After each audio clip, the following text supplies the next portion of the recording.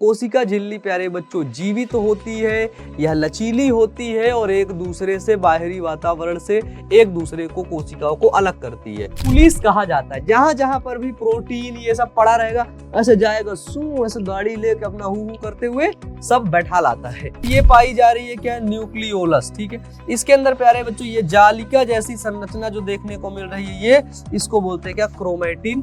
DNA पाया जाता है, histone protein and non histone protein पाया जाता है।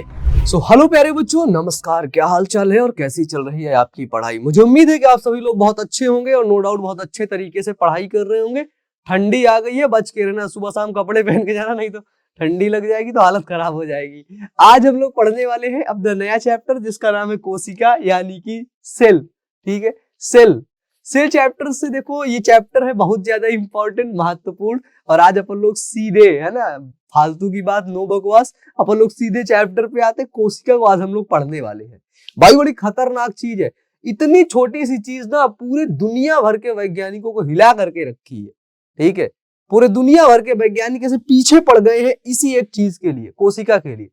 जैसे तुम्हारे स्कूल में लड़के पीछे पड़ जाते हैं किसी, है ना, किसी और के लिए, उसी तरह इधर पूरे दुनिया भर के वैज्ञानिक इसके पीछे पड़े हुए, इसको खोज कर रहे हैं। और इसकी खोज कोई आज से नहीं चल रही है कि कोशिका की खोज प्यारे बच्चों आज से शुरू हुई है ना, 2024 में कोशिका की खोज शुरू हुई, ऐसा नहीं है। बहुत दिनों से प्यारे बच्चों इसकी खोजबीन चल रही है। आज हम लोग इसी चैप्टर को पढ़ेंगे। तो हमारा नाम है अमन और आप सभी का स्वागत करते हैं आज की इस बेहतरीन और शानदार सी क्लास में। ठीक है, तो स्टार्ट करते हैं भाई। सेल, कोशिका, इंग्लिश में बोलते हैं कोशिका, हिंदी में बोलते हैं सेल। है, कोई ज्यादा डिफरेंस है नहीं, बिल्कुल सिंपल सा कॉन्सेप्ट है। क्या बोलते हैं, कोशिका, इंग्लिश में बोलते हैं सेल। ठीक है, cell the unit of life इसको क्यों बोला जाता है, क्योंकि ये जीवन की इकाई होती है। ठीक है, इसको यूनिट ऑफ लाइफ क्यों बोला जाता है, क्योंकि प्यारे बच्चों ये जो कोशिका होती है, ये जो सेल होती है, ये जीवन की इकाई होती है, इसलिए इसको यूनिट ऑफ लाइफ के नाम से जाना जाता है। चलिए, जब भी हम बात करते हैं सेल की, सेल यानी कि प्यारे बच्चों कोशिका, तो हमें पता है कि all living organism, all livings मतलब प्यारे बच्चों कि जो सभी सजीव होते हैं, ठीक है, सभी सजीव किससे मिलकर के बने होते हैं, तो सभी सजीव प्यारे बच्चों कोशिका यानी कि सेल से मिलकर के बने होते हैं। तो जब हम देखते हैं कि सभी सजीव सेल यानी कि कोशिका से मिलकर के बने हैं, तब हमें पता चलता है कि भैया कोशिका क्या होती है, सेल क्या होती है, यूनिट ऑफ लाइफ होती है, यूनिट ऑफ लाइफ। ठीक है, इसकी खोज सबसे पहले, ठीक है, फर्स्ट टाइम 1665 ईस्वी में रॉबर्ट हुक नामक वैज्ञानिक ने कोशिका को देखा था। ठीक है, जबकि वो डेड सेल थी। ठीक है, लिविंग सेल को, है ना, लिविंग सेल को किसमें देखा था, वो देखे थे कार्क के टुकड़े में। ठीक है, कार्क के टुकड़े में देखे थे। लिविंग सेल को कौन देखा था, वो देखे थे एंटोनी वॉन ल्यूवेनहॉक देखे थे। ठीक है, एंटोनी वॉन ल्यूवेनहॉक नामक वैज्ञानिक ने देखा था। कोशिका सिद्धांत किसने दिया, सेल थ्योरी जिसको बोलते हैं कोशिका सिद्धांत, सेल थ्योरी। देखो कोशिका बड़ी अनोखी चीज है। ठीक है, अनोखी चीज है। कोशिका सिद्धांत दिए प्यारे बच्चों स्लाइडेन और स्वान ने। ठीक है, स्लाइडेन और स्वान ने। ओमनी सेलुला असेलुला किसने कहा, वो कहा रॉबर्ट रुडोल्फ ने। ठीक है ना, रुडोल्फ विर्चो। अब देखो, जब बात आती है कि सभी जीवधारी क्या होते हैं, कोशिकाओं से मिलकर के बने होते हैं। ठीक है, कुछ में एक कोशिका तो सिंगल सेलुलर, कुछ में बहुत कोशिका तो मल्टी सेलुलर, बस हो गया भाई। ठीक है, अनेक कोशिकाओं से मिलकर बने तो क्या बोलते हैं, बहुकोशिकीय जीव कहते हैं। ठीक है, सर्वप्रथम 1665 में रॉबर्ट हुक ने कार्क के टुकड़े में कोशी, ठीक है, कोशिका जैसी संरचना को देखी, कोठरी देखा। कार्क का टुकड़ा समझो, कार्क, कार्क का टुकड़ा। जो पहले के जमाने में क्या होता था, देखो जो कांच की बोतल होती थी ना, ये देखो, कोई उठा मत ले जाना कि तुमको अच्छी लग जाए उठा ले जाओ, है नहीं, उठा के ले जाना मना है, ठीक है। ये देखो ऐसे कांच के टुकड़े में ऐसे कार्क लगा रहता था, ये देखो हल्का सा ये ऊपर की तरफ मोटा होता था, ठीक है, कार्क के टुकड़े में। जब आप ऐसे कार्क को ऐसे निकाल के ऐसे देखा इन्होंने, तो इनको इसी कार्क के टुकड़े में ऐसे, है ना, कोठरी जैसी संरचना देखने को मिली, ठीक है। ये क्या है, ये है कार्क, ठीक है। इसी कार्क के टुकड़े में क्या दिखी, इसी कार्क के टुकड़े में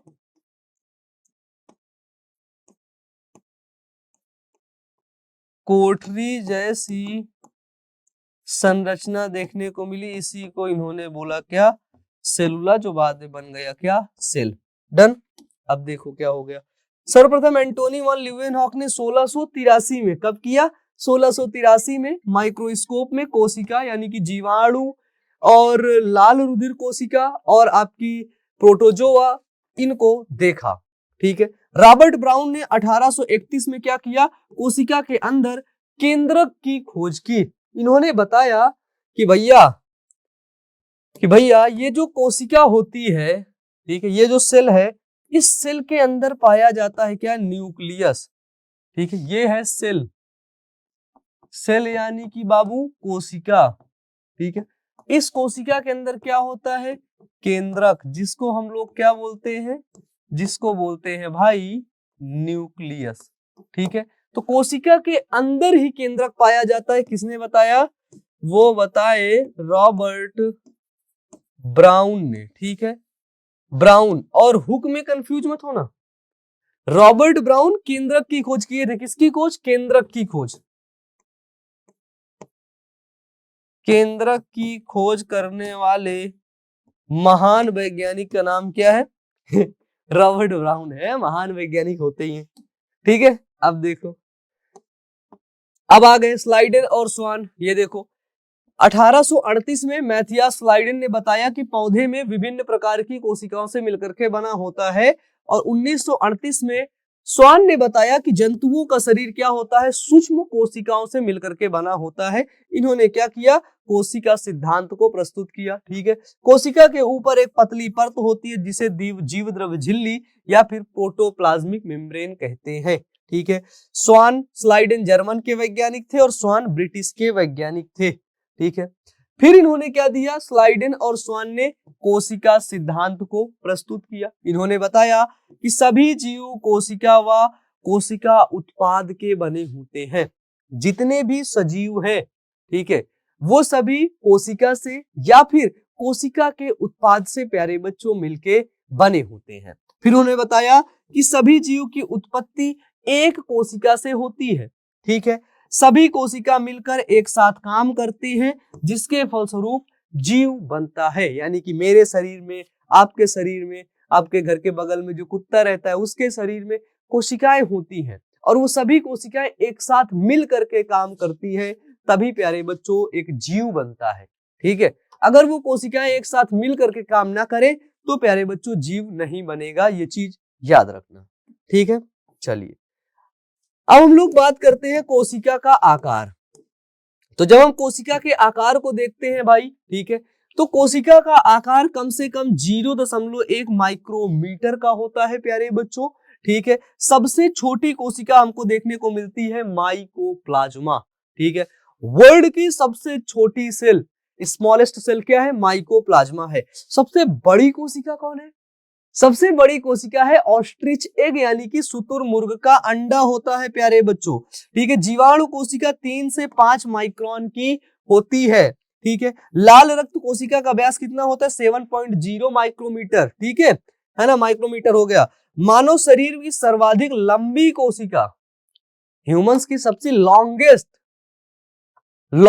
लंबी लार्जेस्ट सेल की बात कर रहे हैं। लार्जेस्ट सेल कौन सी है, वो है तंत्रिका कोशिका, नर्व सेल प्यारे बच्चों, 1 मीटर से भी लंबी होती है ये, ठीक है। नर्व सेल, नर्व सेल क्या होती है बच्चा लोग, सबसे लंबी कोशिका होती है, ठीक है। अब हम देखते हैं सेल टाइप, सेल टाइप कोशिका के प्रकार, कोशिका के प्रकार। तो प्यारे बच्चों, जो कोशिका होता है उसके मेनली दो प्रकार होते हैं। जो सबसे पहले कोशिका बनी है, एकदम पुरानी कोशिका, उसको बोलते हैं प्रोकैरियोटिक कोशिका, है ना।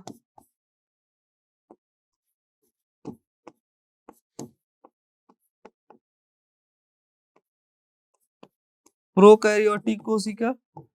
और जो बाद में डेवलप हो गई है सेल, उसको बोलते हैं क्या? उसको बोलते हैं यूकैरियोटिक कोशिका। ठीक है, यूकैरियोटिक कोशिका। ठीक है, बताओ, दो चीज कंफर्म हो गया। कोशिकाओं के प्रकार की जब भी हम बात करते हैं तो हमें दो प्रकार की कोशिकाएं देखने को मिलती है, पहला प्रोकैरियोटिक, दूसरा यूकैरियोटिक। ठीक है, इसके सिवा अपने को कोई और चीज देखने को मिलती नहीं है। ठीक है, यह क्या होती है? यह सबसे पुरानी कोशिका है। ठीक है, सबसे प्राचीन कोशिका होती है। ठीक है, प्रिमिटिव सेल है प्यारे बच्चों, सबसे प्राचीन कोशिका होती है। ठीक है, और इसका जो आकार होता है वो एक समान नहीं होता है। ठीक है, इसका आकार एक समान नहीं होता है,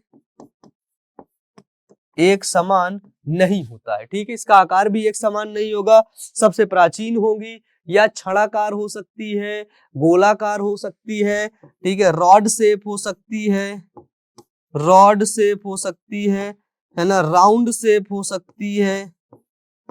ठीक है, ये इस तरह के हो सकती है। ठीक है, इसमें झिल्लीदार अंगक नहीं पाए जाते हैं। ठीक है, झिल्लीदार कोशिका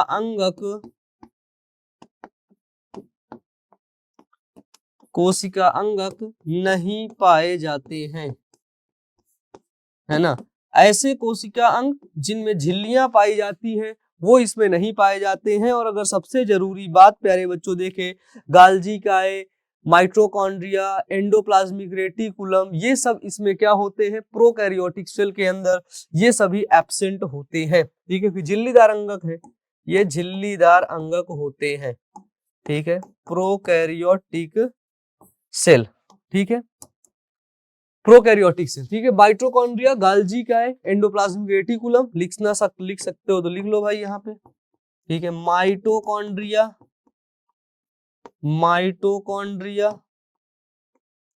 गोल्गी बॉडी, एंडोप्लाज्मिक रेटिकुलम,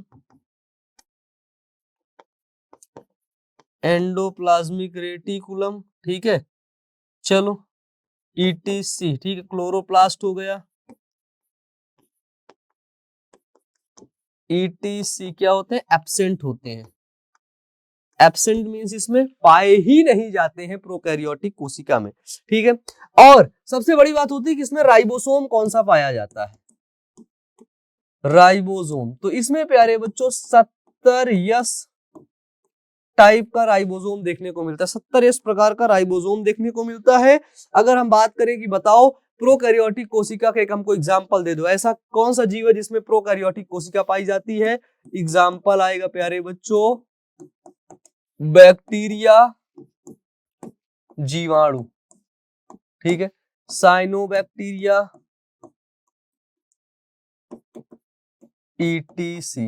ठीक है, ये होते हैं प्यारे बच्चों क्या? प्रोकैरियोटिक कोशिका। ठीक है, और एक चीज और याद रखना, प्लूरोनिमोनिया लाइक ऑर्गेनिज्म, PPLOB। ठीक है, PPLOB क्या होती है? प्रोकैरियोटिक कोशिका के अंदर आती है। ठीक है, अब बात करते हैं अपन लोग यूकैरियोटिक कोशिका। ठीक है, यूकैरियोटिक कोशिका, सबसे खास बात होती है यूकैरियोटिक सेल की, है ना, यूकैरियोटिक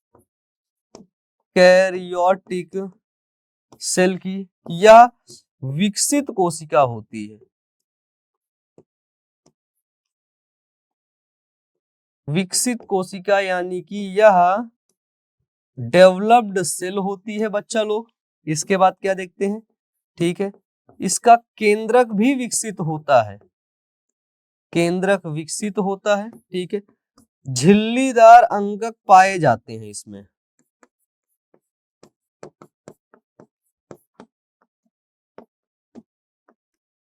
ठीक है, झिल्लीदार अंगक पाए जाते हैं, यानी कि माइटोकॉन्ड्रिया, ER, ठीक है, गोल्गी बॉडी, ये सब क्या होते हैं, ये सब प्यारे बच्चों प्रेजेंट यानी कि उपस्थित होते हैं। एग्जाम्पल देखोगे 80 इस टाइप का राइबोसोम पाया जाता है, ठीक है, जो प्रोटीन संश्लेषण के लिए जिम्मेदार होता है।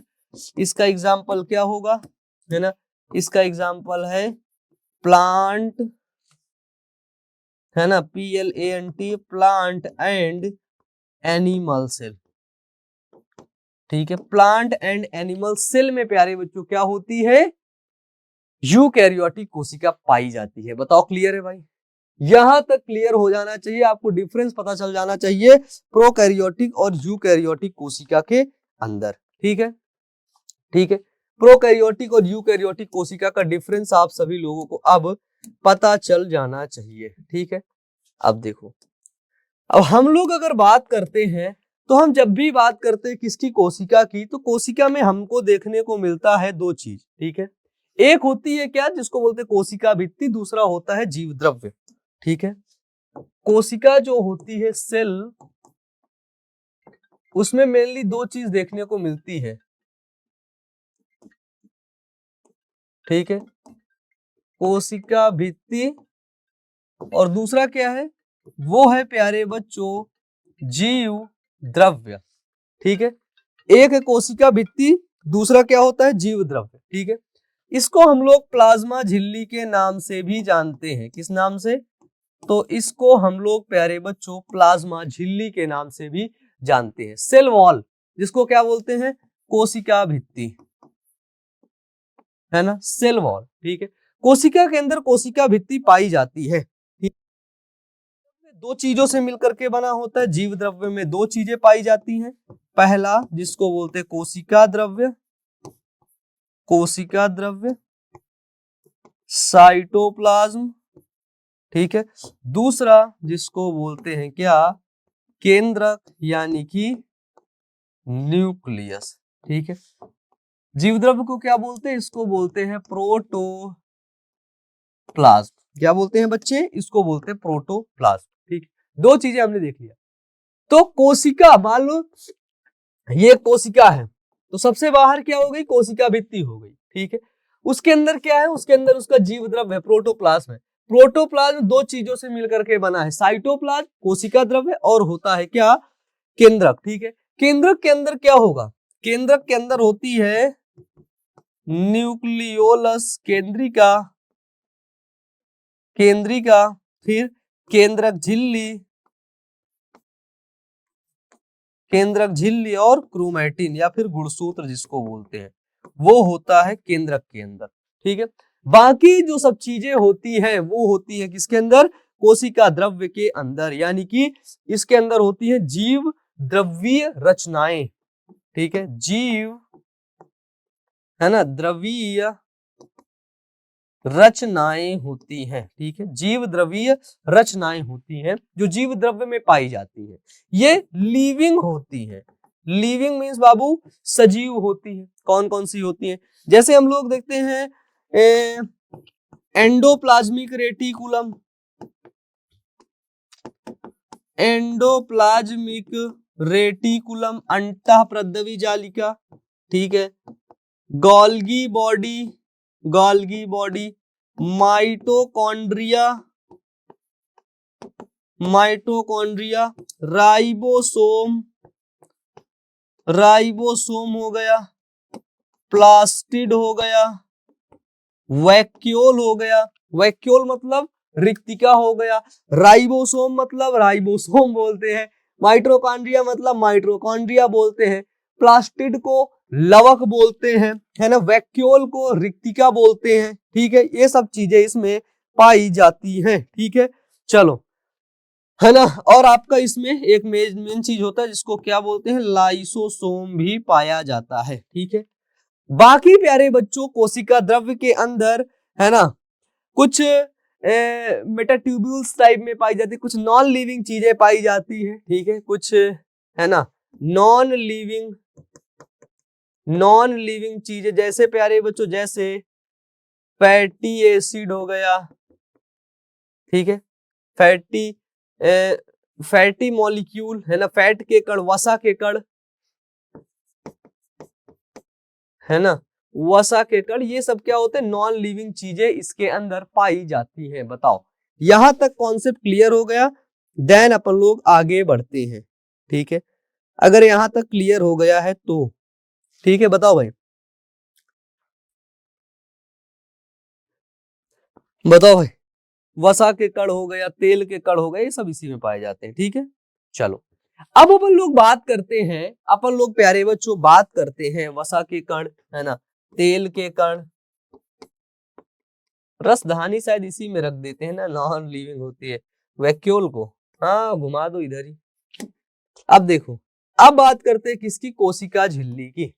कोशिका झिल्ली यानी कि प्यारे बच्चों जिसको बोलते हैं सेल मेम्ब्रेन, क्योंकि कोई कोशिका है, कोई सेल है, उसके बाहर की तरफ एक झिल्ली पाई जाती है जिसको बोलते हैं सेल मेम्ब्रेन। और कोशिका झिल्ली प्यारे बच्चों जीवित होती है, यह लचीली होती है और एक दूसरे से, बाहरी वातावरण से एक दूसरे को, कोशिकाओं को अलग करती है। मान लो ये एक कोशिका है, ये एक कोशिका है, ये एक कोशिका है। ठीक है, ये इसके बाहर क्या है, कोशिका झिल्ली है, ये ध्यान से देखो, है ना, ये इसके बाहर क्या है बाबू, सेल मेम्ब्रेन है। ठीक है, ये फ्लेक्सिबल होती है यानी कि लचीली होती है प्यारे बच्चों। सबसे बड़ी बात होती है कि यह जीवित यानी कि लिविंग होती है, सजीव होती है बच्चों। ठीक है, लिविंग, सजीव। इसके अंदर है क्या, कोशिका, इसके अंदर क्या है, इसके अंदर ये न्यूक्लियस है।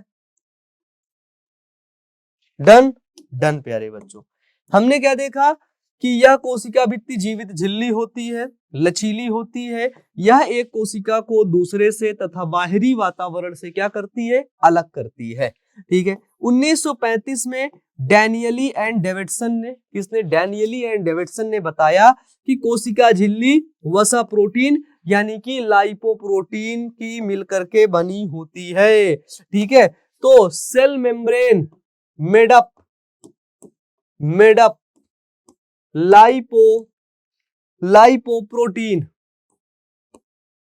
ठीक है, सेल मेम्ब्रेन किसकी मिलकर के बनी होती है, वो मिलकर के बनी होती है बाबू, लाइपोप्रोटीन से मिलकर के बनी होती है। ठीक है, बताओ, लिपिड, वसा, लिपिड और प्रोटीन से मिलकर के बनी होती है। ठीक है, वसा की दो सतह है, इसमें दो प्रकार से पाई जाती है, एक होती है अवशोषित प्रोटीन, एब्जॉर्ब्ड प्रोटीन, एक होती है गोलाकार यानी कि ग्लोबुलर प्रोटीन। ठीक है, तो सेल वॉल, सेल मेम्ब्रेन जो होती है वो किससे मिलकर के बनी होती है, cell membrane are made up lipid, lipid वसा प्लस प्रोटीन।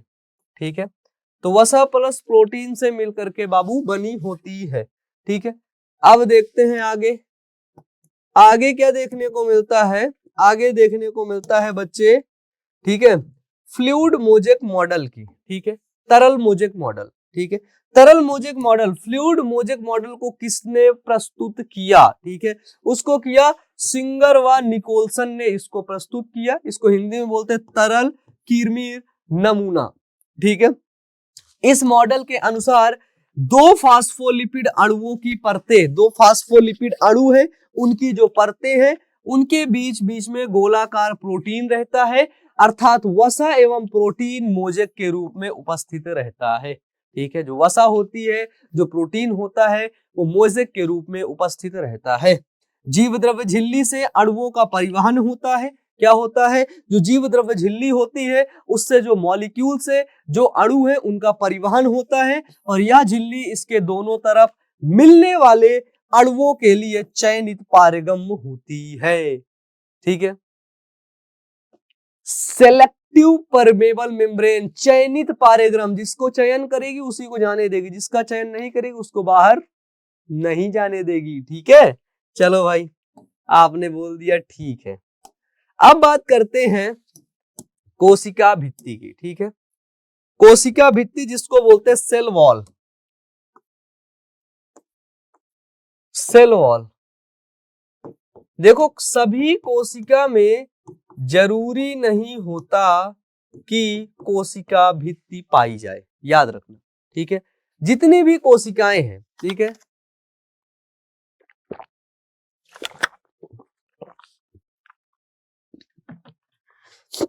जितनी भी कोशिकाएं हैं उन सभी कोशिकाओं में जरूरी नहीं रहता। जैसे बैक्टीरिया सेल में, बैक्टीरिया सेल में क्या होती है, एब्सेंट होती है, अनुपस्थित होती है भाई, पाई ही नहीं जाती है। सेल वॉल पाई कहां पर जाती है? सेल वॉल सिर्फ दो, कवक की कोशिका में, कवक की कोशिका और प्यारे बच्चों पादप कोशिका, दो में पाई जाती है, ठीक है।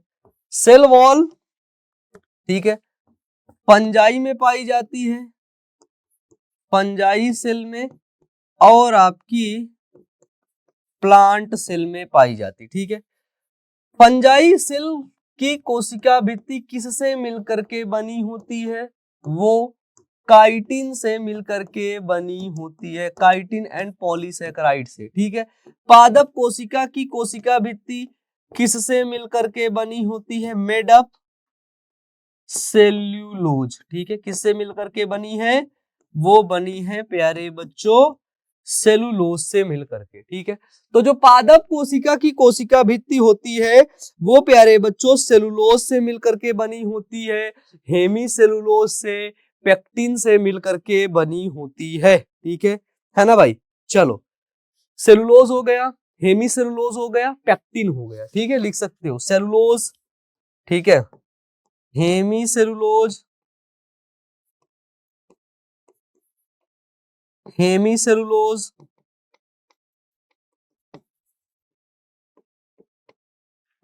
पेक्टिन, कामा प्रोटीन,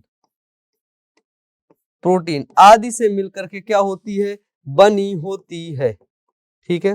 चलो, यहां तक क्लियर हो गया। देन अब हम लोग आगे देखते हैं, आगे देखते हैं क्या आगे अपने को देखने को मिलता है जीव द्रव्य, ठीक है। कोशिका भित्ति के अगर कार्य देखें तो हमको कार्य क्या पता चलता है कि भैया ये मजबूत होती है, ठीक है, उसको कठोरता प्रदान करती है, या कोशिका को निश्चित आकार, दृढ़ता एवं सुरक्षा करने का काम करती है, ठीक है। कोशिका भित्ति विभिन्न कोशिकाओं को जोड़ने का कार्य करती है, आपस में जोड़ने का कार्य करती है। कोशिका भित्ति के द्वारा विलेय का स्थानांतरण होता है। कोशिका भित्ति प्राणियों की कोशिका में नहीं पाई जाती है, यानी कि cell wall absent in animal cell, ठीक है। सेल वॉल क्या होती है? एब्सेंट होती है प्यारे बच्चों एनिमल सेल, यानी कि प्राणी की कोशिका में जो सेल वॉल होती है वो नहीं पाई जाती है।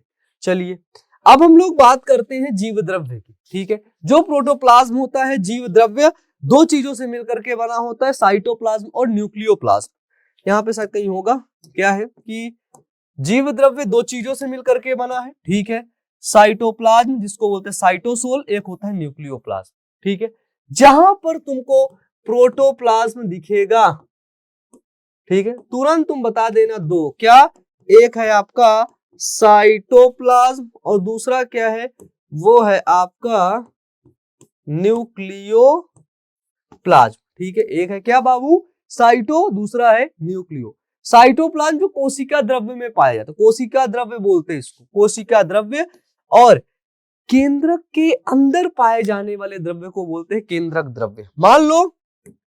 मान लो ये कोशिका है, ठीक है, ये कोशिका के बाहर इसकी सेल वॉल है, प्लांट सेल है, सेल मेम्ब्रेन देखने को मिले, सेल वॉल है प्लांट सेल के अंदर, ठीक है। फिर तुम अंदर गए, सेल मेम्ब्रेन देखने को मिली, ठीक है। फिर यहां पर अंदर केंद्रक है, ये देखो, ये है क्या? केंद्रक। ये जो बाहर द्रव्य भरा है इस द्रव्य को बोलते हैं साइटोप्लाज्म, लेकिन जो द्रव्य केंद्रक के अंदर भरा है इसको बोलते हैं क्या बाबू? इसको बोलते हैं न्यूक्लियोप्लाज्म। क्या बोलते हैं बच्चे?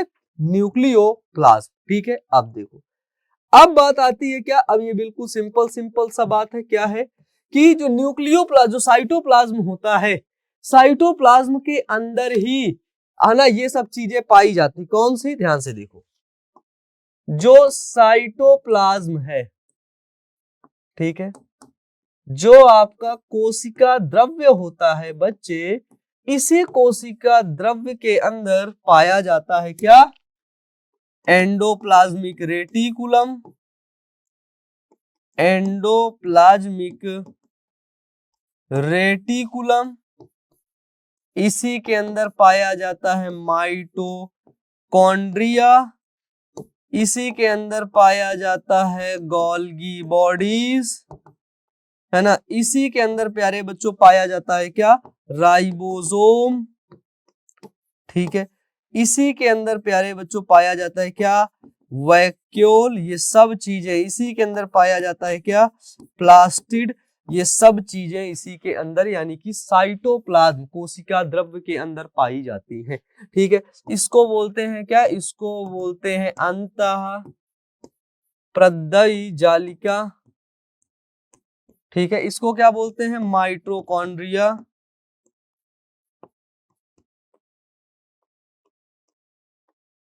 माइटोकॉन्ड्रिया, इसको क्या बोलते हैं, गाल्जी काय, ठीक है, इसको क्या बोलते हैं, राइबोसोम, ठीक है, ये सब चीजें डन। अब एक एक के बारे में देख लेते हैं, है ना। अंतः प्रदवी जालिका, देखो, एंडोप्लाज्मिक रेटिकुलम, एंडोप्लाज्मिक रेटिकुलम, इसके जो खोज करने वाले वैज्ञानिक का नाम था, उनका नाम था K.R. पोर्टर, ठीक है। ये कोशिका द्रव्य के अंदर पाई जाती है, कहां पर, कहां पर, फाउंड इन साइटोप्लाज्म। ये दो प्रकार की होती है, एक होती है रफ एंडोप्लाज्मिक रेटिकुलम,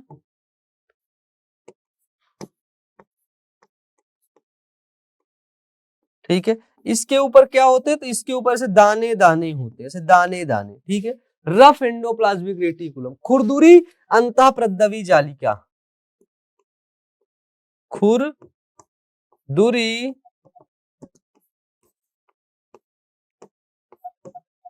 खुरदुरी अंतः प्रदवी जालिका, ठीक है। और दूसरी क्या होती है, और दूसरी क्या होती है, वो होती है आपकी, वो होती है स्मूथ एंडोप्लाज्मिक रेटिकुलम, यानी कि प्यारे बच्चों चिकनी अंतः प्रदवी जालिका, ठीक है, चिकनी अंतः प्रदवी जालिका, ठीक है, दो प्रकार की होती है। अब अगर देखो ध्यान से, कहां है जी, ये देखो 1945 में K.R. पोर्टर, क्लाउडे और फूलम ने ऊतक संवर्धन में देखा, और पोर्टर और कलमैन ने 1952 में इसका प्रथम नामकरण किया, नॉमेनक्लेचर किया ER का।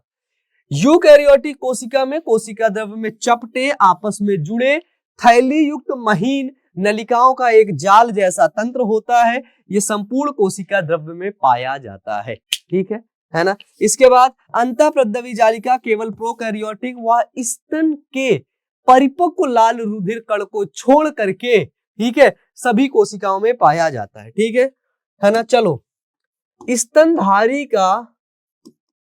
स्तनधारी का जो आरबीसी है, आरबीसी मतलब समझ रहे हो, रेड ब्लड सेल, और प्रोकैरियोटिक सेल, है ना, प्रोकैरियोटिक जो कोशिका है, ठीक है, इन दोनों में क्या होता है, ठीक है, इन दोनों में प्यारे बच्चों ER जो होता है, इन दोनों में एंडोप्लाज्मिक रेटिकुलम क्या होता है, एब्सेंट होता है, यानी कि अनुपस्थित होता है। ठीक है, नहीं पाया जाता है भाई, पाया ही नहीं जाता है। ठीक, चलो अब बात करते हैं किसकी। तो यह क्या करता है, यह पाया कोशिकाओं में पाया जाता है। यह सक्रिय कोशिकाओं में जितने प्रोटीन, वसा और हार्मोन का संश्लेषण होता है, सिंथेसिस होता है, ठीक है, संश्लेषण करता है और अधिक विकसित होता है, जैसे कि यकृत एवं अग्नाशय की कोशिकाओं में। यह जो लीवर और पैनक्रियाज की सेल होती है वहां पे अधिक विकसित होता है। ठीक है, लीवर एंड पैनक्रियाज सेल में क्या होता है, मोर डेवलप्ड, नॉट वेल, है ना, नॉट वेल, मोर डेवलप्ड होता है। डन। अब देखो, अब बात करते हैं इनके प्रकार। तो हमने आपको बताया है rough endoplasmic reticulum, smooth endoplasmic reticulum. ठीक है, इनका कार्य क्या होता है, वसा है, प्रोटीन है, इन सभी का संश्लेषण करना। प्रमुख कार्य, उन सभी वसाओं प्रोटीन का संश्लेषण करती है जो कोशिका झिल्ली व केंद्रक झिल्ली का निर्माण करते हैं। ठीक है, ठीक है, जो सेल मेम्ब्रेन और सेल मेम्ब्रेन और प्यारे बच्चों और न्यूक्लियर मेम्ब्रेन, ठीक है, इनको बनाने वाले जो फैट है, वसा है, इनको बनाने वाले जो प्रोटीन है, प्रोटीन, ठीक है, जो एंजाइम्स है, उनको क्या करती है, सिंथेसिस करती है। कौन कौन सिंथेसिस करता है, वो करता है एंडोप्लाज्मिक रेटिकुलम। डन, बोलो भाई, डन डनाडन डन। ठीक है, ठीक है, अब इधर देखो, अब बात आती है किसकी, राइबोसोम की। फैलाडे नामक वैज्ञानिक ने खोजा था राइबोसोम का, राइबोसोम,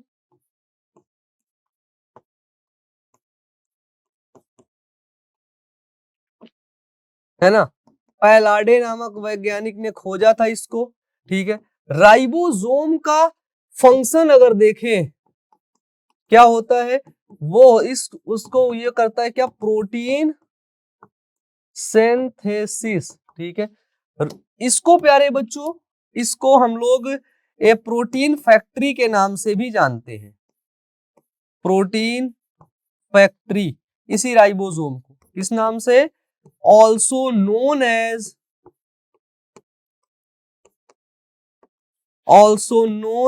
प्रोटीन फैक्ट्री। ठीक है, प्रोटीन फैक्ट्री के नाम से इसको जाना जाता है।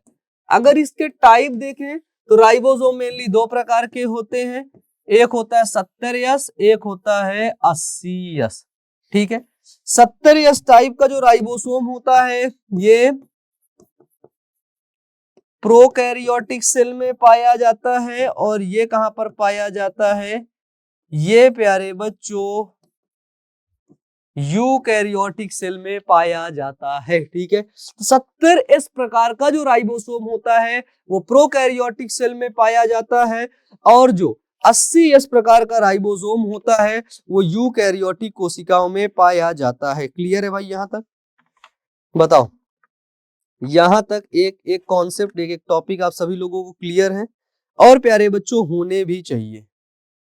ठीक है ना।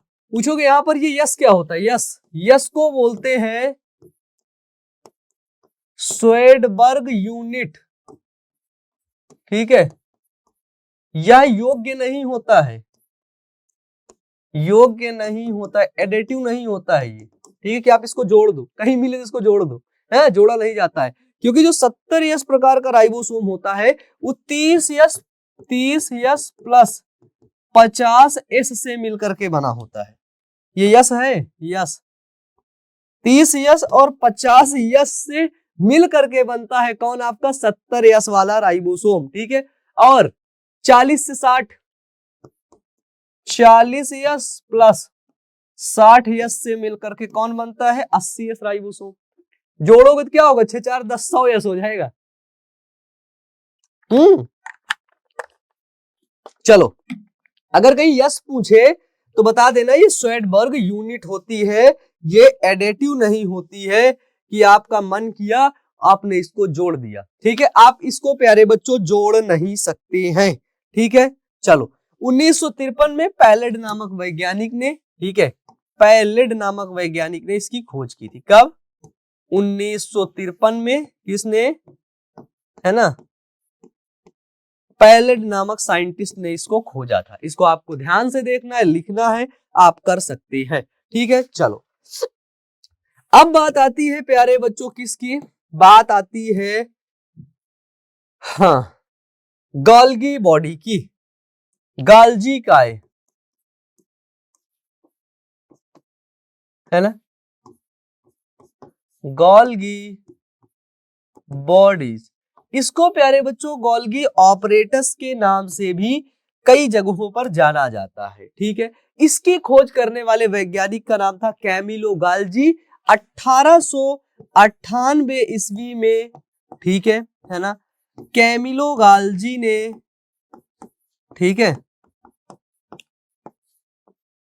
कैमिलो गाल्जी ने गाल्जी काय को खोजा। ठीक है, कब खोजा? तो 1898 में कैमिलो गाल्जी ने गाल्जी काय को खोजा प्यारे बच्चों। ठीक है, यह इंटरनल रेटिकुलस ऑपरेटस का इन्होंने नाम दिया। ठीक है, जब इन्होंने पहली बार देखा केंद्रक के अंदर या फिर केंद्रक के पास प्यारे बच्चों ये घनी रंजित प्यारे बच्चों जालिका वृत्त संरचना होती है। कहां पर पाई जाती है? केंद्रक के पास, केंद्रक के पास घनी रंजित जालिकावत संरचना होती है। ठीक है ना, कब इन्होंने देखा? कैमिलो गाल्जी ने बताया। ठीक है, ये जो संरचना होती है इसी को इन्होंने नाम दिया क्या? Internal reticulate apparatus. ठीक है, इंटरनल रेटिकुलस ऑपरेटस। ठीक है ना, named internal reticular apparatus. Done, internal reticular apparatus का इन्होंने नाम दिया, इंटरनल रेटिकुलर ऑपरेटस। ठीक है भाई, ठीक है, चलो गाल्जी काय, गाल्जी काय को प्यारे बच्चों ट्रैफिक पुलिस के नाम से भी जाना जाता है। बताओ, ठीक है, यह काम क्या करती है? तो इसका मेन काम प्रोटीन की पैकेजिंग करना और स्राव करना। ठीक है, इसका कार्य क्या होता है? प्रोटीन की पैकेजिंग, प्रोटीन की पैकेजिंग करना और उसका सिक्रीशन करना, स्राव करना। जहां पर भी प्रोटीन की जरूरत होगी ले आओ गाल्जी का। ठीक है ना, यह प्रोटीन प्राप्त किससे करता है? ठीक है, यह ER से, ER मतलब एंडोप्लाज्मिक रेटिकुलम से प्रोटीन प्राप्त करता है। ठीक है, एंडोप्लाज्मिक रेटिकुलम से प्यारे बच्चों यह प्रोटीन प्राप्त करता है। बताओ भाई, यहां तक क्लियर हो गया सभी को? सभी लोग बता दो जल्दी से, जल्दी से। ठीक है ना, और जो मैंने आपको सारे टॉपिक्स के बारे में समझाया बताया, मुझे उम्मीद है सब कुछ समझ में आया होगा। ठीक है ना, इसको क्या बोलते हैं? इसको ट्रैफिक पुलिस बोलते हैं ना, ट्रैफिक पुलिस ऑफ सेल। ठीक है, यानी कि गाल्जी काय को कोशिका का ट्रैफिक पुलिस कहा जाता है। जहां जहां पर भी प्रोटीन ये सब पड़ा रहेगा, ऐसे जाएगा सू, ऐसे गाड़ी लेके अपना हु करते हुए सब बैठा लाता है। चलो तुम लोग जेल चलो। ठीक है, बहुत टहल रही है यहाँ वहां, अब तुम लोग चल दो सीधे। ठीक है, traffic police of cell is called Golgi bodies. ठीक है, protein factory is called ribosome. ठीक है, क्योंकि जो राइबोसोम होता है उसको प्रोटीन फैक्ट्री के नाम से जाना जाता है। किस नाम से? तो राइबोसोम को प्यारे बच्चों प्रोटीन फैक्ट्री के नाम से जाना जाता है। डन, अब देखो यह तीन चीजों से मिलके बनी होती है। अगर तुम थोड़ा सा इसके बारे में देखना चाहो देख सकते हो। तीन चीजों से, सिस्टर्नी, स्मॉल ट्यूब्यूल्स और वेसिकल्स या फिर लार्ज वैक्यूल से मिलकर के बनी होती है। ठीक है। 1953 में डाल्टन और फेलिक्स ने बताया। किसने? डाल्टन और फेलिक्स ने बताया। कैमिलो गाल्जी ने इसकी खोज की थी। डन। अब देखो आगे बात करते हैं कि इसका जो प्रमुख कार्य होता है प्रोटीन की पैकेजिंग और स्राव करना। यह ER मींस क्या होता है बाबू? ER मींस क्या होता है? एंडोप्लाज्मिक रेटिकुलम, उससे प्राप्त करता है। ठीक है। कोशिका पट्टी का निर्माण करना, सेल प्लेट को बनाना, सेल प्लेट बनाती है। सेल वॉल का निर्माण करना। ठीक है। सेल वॉल का फॉर्मेशन करती है। और क्या बोलता है? और बोलता है लाइसोसोम एक्रोसोम का निर्माण करना। ये इंपॉर्टेंट पॉइंट है। ठीक है ना? लाइसोसोम और एक्रोसोम, लाइसोसोम प्लस एक्रोसोम, इनका फॉर्मेशन कौन करता है ना? इनका निर्माण कौन करता है? तो इनका निर्माण करता है कौन? Golgi bodies. ठीक है। एक्रोसोम प्यारे बच्चों ये स्पर्म के टिप पर पाया जाता है। ठीक है। ये यहां पर पाया जाता है। इसको क्या बोलते हैं? एक्रोसोम, है ना? एक्रोसोम। इसी एक्रोसोम में ही रेस्पिरेटरी एंजाइम होते हैं। क्या होते हैं? रेस्पिरेटरी एंजाइम इसी एक्रोसोम में पाए जाते हैं। आगे पढ़ोगे तो समझ में आएगा। ठीक है। तो हमने क्या देखा? इसको ट्रैफिक पुलिस के नाम से जाना जाता है। ठीक है। किस नाम से? Traffic police. डन। अब देखो आगे देखते हैं क्या ये लिखा हुआ गाल्जी। अरे है तो गाल्जी काय को ट्रैफिक पुलिस कहा जाता है क्योंकि यह कोशिका की प्रोटीन, किसकी? कोशिका की प्रोटीन, कोशिका कला के घटकों, एंजाइम्स आदि पदार्थों को क्या करती है? रूपांतरित करके इनकी छटनी करती है तथा वेसिकल में बंद करती है। फिर यह वेसिकल कोशिका के अलग अलग स्थानों पर चले जाते हैं। ठीक है। मान लो कोशिका के अंदर प्रोटीन है, ठीक है, और भी कोई कोशिका कला के जो घटक हैं वो इधर टहल रहे हैं, उनको पकड़ के छटनी की मारी वारी और इनको पैक करके भेज दी। किस फॉर्म में पैक करती? वेसिकल के अंदर पैक करती है। जैसे बिस्किट किसके अंदर पैक होता है? पन्नी के अंदर। पानी किसके अंदर? बॉटल के अंदर। ठीक है। तो प्रोटीन वोटीन गाल्जी का किसके अंदर पैक कर देती है? वेसिकल के अंदर। ठीक है। चलो भाई, चलो चलो चलो अब देखते हैं अपन लोग लाइसोसोम। ठीक है। लाइसोसोम, लाइसोसोम, लाइसोसोम की खोज करने वाले वैज्ञानिक का नाम था डी डूबे। ठीक है। इसके अंदर प्यारे बच्चों डाइजेस्टिव एंजाइम होते हैं, यानी कि पाचन एंजाइम इसके अंदर पाए जाते हैं। डी डूबे ने इसकी खोज की थी। इसके अंदर प्यारे बच्चों इतने खतरनाक केमिकल्स, रसायन पाए जाते हैं। ठीक है। केमिकल्स जो एंजाइम्स हैं, ठीक है, एंजाइम्स पाए जाते हैं। इसके पास इतनी कैपेसिटी होती है कि ये पूरे सेल को डाइजेस्ट कर लेती है।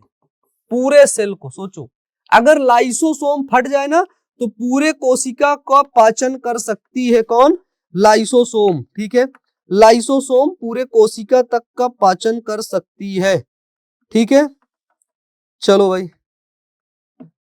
अब इसके बाद देखते हैं कि जो कोशिका का पाचन करती है कौन? लाइसोसोम। इसके अंदर हमको देखने को मिलता है क्या कि पाचन भी दो प्रकार का होता है, इंट्रासेलुलर और एक्स्ट्रा सेलुलर, है ना? यहां पे जब हम देखते हैं क्या कि कार्य, ये देखो लाइसोसोम 1958 में, कब? 1958 में डी डूबे ने देखा। ठीक है। यह स्तनधारियों के आरबीसी को छोड़कर पादप कोशिका एवं जंतु कोशिका दोनों में पाया जाता है। जो मैमल्स की आरबीसी है, ठीक है, स्तनधारियों की आरबीसी, ठीक है ना। मैमल्स की जो आरबीसी है उनमें एब्सेंट रहता है, ठीक है। बाकी सभी प्लांट सेल, ठीक है, बाकी सभी आपकी प्लांट सेल एंड आपकी एनिमल सेल के अंदर देखने को मिलता है, ठीक है। यह छोटी झिल्लीदार थैली जैसी रचना होती है जिसमें पाचक यानी कि हाइड्रोलाइटिक एंजाइम पाए जाते हैं। ये देखो, ये यहाँ पे कौन से एंजाइम है? Digestive enzyme, also known as hydrolytic enzymes, ठीक है। क्या नाम से जानते हैं? हाइड्रोलाइटिक एंजाइम पाए जाते हैं, ठीक है। फिर हम क्या देखते हैं कि इनका कार्य क्या होता है? पाचन करना, है ना। कोशिका के अंदर की चीजों को भी पाचन कर सकते हैं, पूरी कोशिका को भी पाचन कर सकते हैं। अगर ये फट जाते हैं तो विस्फोट हो जाता है, पूरी कोशिका का काम खत्म हो जाता है। तो बाह्य कोशिकीय पाचन एक्स्ट्रा सेलुलर डाइजेशन होता है और अंतः कोशिकीय पाचन यानी कि इंट्रा सेलुलर डाइजेशन होता है, ठीक है, ठीक है। अब देखो, अब हम लोग बात करते हैं वैक्यूल्स यानी कि रसधानी की, ठीक है। किसकी? वैक्यूल्स। चलो, वैक्यूल रसधानी, देखो वैक्यूल जो होती है वो काफी बड़ी यानी कि सबसे बड़ी रसधानी पाई जाती है पादप के अंदर। पादप यानी कि प्लांट्स के अंदर, प्लांट्स। इसकी खोज एंटोनी वॉन लीवेनहॉक ने किया था। एक्चुअली प्लांट क्या करता है? मूव नहीं कर पाता, ठीक है। ज्यादा चीजें प्लांट चल के जा थोड़ी ना पाएगा। तो प्लांट की अगर ये हमें कोशिका देखें, ये कोशिका है, ठीक है, इसके अंदर केंद्रक है, ठीक है, इसके अंदर क्रोमैटिन धागे हैं, ठीक है। प्लांट की सेल है तो जाहिर सी बात है इसके बाहर क्या होगा? बताओ, जवाब आ गया, cell cell cell cell wall होगा। ये देखो, ये है इसके बाहर क्या बाबू? सेल वॉल यानी कि कोशिका भित्ति। इसके अंदर प्यारे बच्चों ये यहां पे देखो, ये यहां पे क्या है? Golgi bodies. ये क्या है? ये है एंडोप्लाज्मिक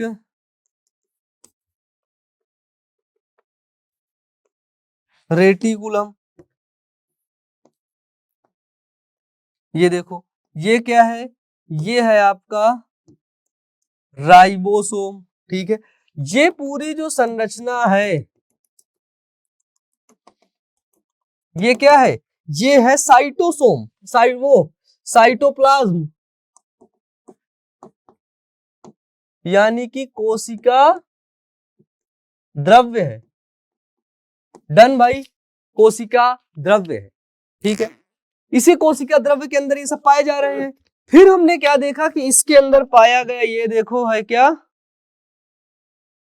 माइटोकॉन्ड्रिया, माइटोकॉन्ड्रिया। अब प्यारे बच्चों इसके अंदर मैं एक संरचना और बनाने जा रहा हूं जो बहुत हैवी संरचना है। ये देखो, है ना, ये समझ लो सब नीचे है, ठीक है। इस संरचना को हम लोग बोलते हैं क्या? इसको हम लोग बोले रसधानी, जिसको क्या बोलते हैं? वैक्यूल, ठीक है। ये क्या करती है? वाटर को स्टोर करने का काम करती है, ठीक है। क्योंकि आपको पता है प्लांट्स के अंदर जो वाटर ले करके आता है, कौन टिश्यू ले करके आता है? जाइलम टिश्यू लेकर के आता है। और पादप यानी कि प्लांट को जब प्यास लगती है तो जाके पानी नहीं पी लेता है? भाई मेरे को अभी प्यास लग रही, सच में प्यास लग रही, मैं पढ़ा रहा हूं, पढ़ाते पढ़ाते प्यास लगाई, देन मैंने ये बॉटल उठाया, पी लिया। लेकिन तुम्हारे बगल में जो पेड़ होगा, प्लांट्स होगा, उसको प्यास लगी तो थोड़ी ना तुम्हें घर आएगा, फ्रिज खोलेगा, बॉटल उठाएगा, ऐसा करे पी लेगा नहीं। तो इसलिए वो उसकी कोशिकाएं क्या करती हैं, वाटर को स्टोर करके रखती है, जल को स्टोर करके रखती है, इसलिए उनके पास बड़ी वैक्यूल पाई जाती है। मेरे पास नहीं पाई जाती, मेरे पास छोटी, मतलब एनिमल्स के पास छोटी वैक्यूल पाई जाती है बहुत कम समय के लिए। फिर जब उससे खत्म हो जाता है वो तुरंत सिग्नल भेज देते, पानी पियो भैया, हमको प्यास लग गई, पानी पियो। ऐसे भेज रही तो बाहर से तुम्हारे मन में ऐसे, हाँ यार प्यास लग रही है, मेरे को पानी पीना है, पानी दो पानी दो, फिर तुम्हें पानी मिल जाता है, ये लो। हम्म तुम खुद से थोड़ी है पानी पीते हो, तुम्हारी कोशिकाएं तुम्हें कह रही हैं कि बेटा पियो पानी, पियो, तब तुम पी रहे हो। हाँ, अब देखो, अब देखते हैं वैक्यूल। वैक्यूल क्या होती? पादप राजधानी की खोज सर्वप्रथम 1676 में एंटोनी वॉन ल्यूवेनहॉक ने किया था। ठीक है, कोशिका द्रव्य में झिल्ली द्वारा घिरी जगह को रसधानी कहते हैं।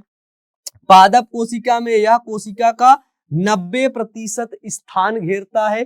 प्लांट सेल में क्या करता है, यह सेल का प्यारे बच्चों 90% स्थान घेरता है, और पादप कोशिका में यह जंतु कोशिका की तुलना में बड़ी होती है। ठीक है, प्लांट सेल में बड़ी होती है ये। ठीक है, आगे देखते हैं क्या आगे देखने को मिलता है, इसकी संरचना क्या होती है कि रिक्तिका के चारों ओर एक झिल्ली को, इसको बोलते हैं क्या, झिल्ली को क्या बोलते हैं, इसके झिल्ली को टोनोप्लास्ट कहते हैं।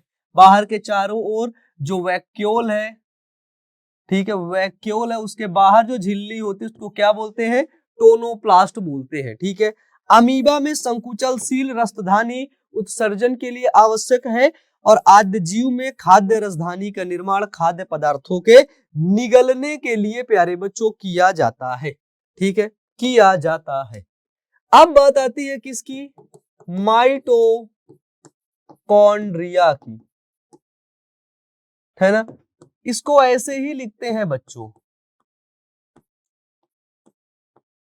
माइटोकॉन्ड्रिया। ठीक है, माइटोकॉन्ड्रिया प्यारे बच्चों कोशिका का विद्युत ग्रह के नाम से जानते हैं। ठीक है, कोशिका का ऊर्जा ग्रह, ऊर्जा ग्रह यानी कि पावर हाउस ऑफ सेल। ठीक है, पावर हाउस ऑफ सेल के नाम से प्यारे बच्चों माइटोकॉन्ड्रिया को जाना जाता है। ठीक है, किस नाम से बेटा, पावर हाउस ऑफ सेल के नाम से। ठीक है, माइटोकॉन्ड्रिया को हमारे जाना जाता है। ठीक है, चलो 1890 में, है ना, 1890 में अल्टमान ने, है ना, अल्टमान ने इसको खोजा था। ठीक है, कब खोजा, 1890 में। 1890 भाई, तुम पैदा भी नहीं हुए होगे तब अल्टमान ने इसको खोज दिया था। ठीक है, और इसको खोजने के बाद इसका जो नाम दिया, ठीक है, खोजने के बाद जो इसका नाम दिया वो दिया बायोप्लास्ट, है ना, बायोप्लास्ट नाम दिया। क्लोरोप्लास्ट नहीं बोला है भैया, बायोप्लास्ट का नाम दिया। क्या बोला, बायोप्लास्ट प्यारे बच्चों। और माइटोकॉन्ड्रिया इसका नाम किसने दिया, पूछा जा सकता है। तो सी बेंडा ने, सी बेंडा ने क्या किया, है ना, नेम्ड माइटोकॉन्ड्रिया। ठीक है, नेम्ड, गिव नेम माइटोकॉन्ड्रिया। ठीक है, सी बेंडा, ठीक है, सी बेंडा ने प्यारे बच्चों क्या किया, इसका माइटोकॉन्ड्रिया नाम दिया। ठीक है, इसकी अगर चौड़ाई देखें, चौड़ाई लगभग 7.0 माइक्रोमीटर ये चौड़ा होता है, सॉरी लंबा होता है, लंबा जिसको बोलते हैं। ठीक है, लंबा होता है। और अगर हम इसकी चौड़ाई देखते हैं तो पता चलता है 0.2 माइक्रोमीटर से 2 माइक्रोमीटर ये क्या होता है, चौड़ा होता है। ठीक है, चलो भाई।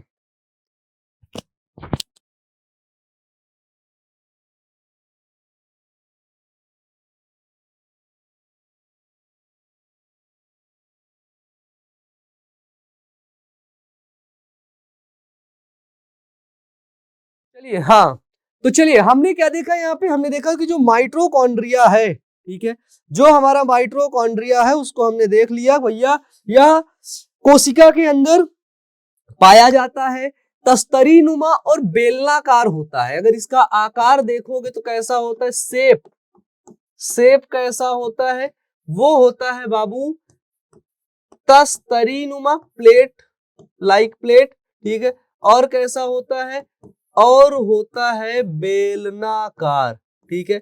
तो तस्तरी नुमा और बेलनाकार प्यारे बच्चों इस माइटोकॉन्ड्रिया का आकार होता है। बताओ, क्लियर हो गई भैया, क्लियर हो गई।